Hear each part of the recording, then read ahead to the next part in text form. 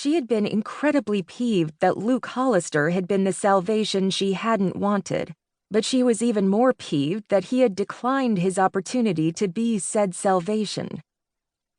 Then she saw brake lights, followed by reverse lights. Slowly, the truck backed up, easing its way up beside her. Luke leaned across the seat, working the crank window so that it was partway down. He had a black cowboy hat on, covering most of his dark blonde hair, his green eyes glittering with humor beneath the wide brim. And then he smiled. That slow, lazy smile of his that always made her feel like he had spoken in obscenity. "Olivia Logan, as I live and breathe, you seem to have gotten yourself in a bit of trouble." "I didn't get myself into any trouble," she said crisply. "There was a nail in the road, and I now seem to have a flat tire." He just looked at her, maddeningly calm. "You weren't going to stop," she added, knowing she sounded accusing. "I thought better of it. I'd hate it if you were eaten by wolves." "There are no wolves here," she said, feeling impatient. "They recently tracked one that came down from Washington. Just one, though, so probably the worst that would happen is you'd get gnawed on, rather than eaten in your entirety."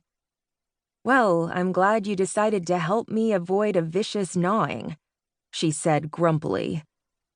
"I could change the tire for you," he said. "Do you want to pull off the road before we have this discussion?" she asked. He looked in his rearview mirror, then glanced back at her. "There's no one coming. It's not exactly rush hour." "There is no rush hour in Gold Valley." But that didn't mean someone wouldn't be pulling up behind him on the narrow 2-lane road soon enough. He still didn't move his truck, though. "Luke," she said, "I need to go to work." "Well, why didn't you say so? Do you have a spare tire?" "Yes," she said impatiently. "I'll tell you what. I'll drive you down to work, and then when I head back this way, I'll fix your tire." She frowned, suspicious at the friendliness. "Why would you do that?" "Because I'm going that way anyway," he said. "You still work at the winery?" She nodded. Grassroots Winery sat in between the towns of Copper Ridge and Gold Valley, and Olivia worked predominantly in the dining room at the winery itself. It wasn't, she supposed, the most ambitious job, which usually didn't bother her. She liked the ambiance of the place, and she enjoyed the work itself. But she had always assumed that she would marry a rancher and help him work his land, make a home for them, the way her parents had done. That seemed silly now that she was single, and there was no rancher in her future.